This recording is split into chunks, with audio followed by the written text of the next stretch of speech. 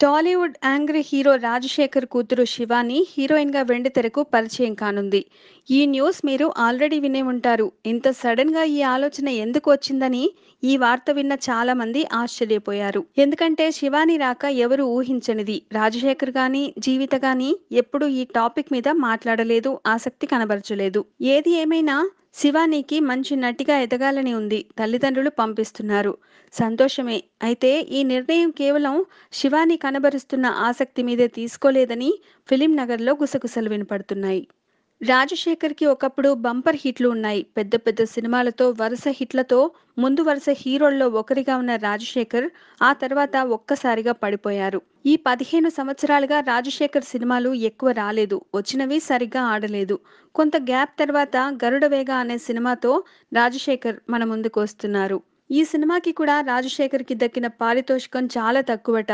కొంతకాలంగా రాజశేఖర్ కుటుంబం అప్పుల్లో నడుస్తున్నట్టు టాక్.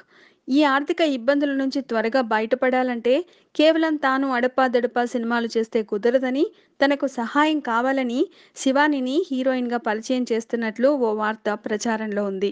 మరి ఇందులో నిజమెంతో? ఇక శివాని తెలుగులో కాదు, తమిళంలో తన మొదటి సినిమా చేయనుంది. ఈ సినిమా పేరు Kumki 2. Please subscribe. Hi, it's me Purna. Please subscribe.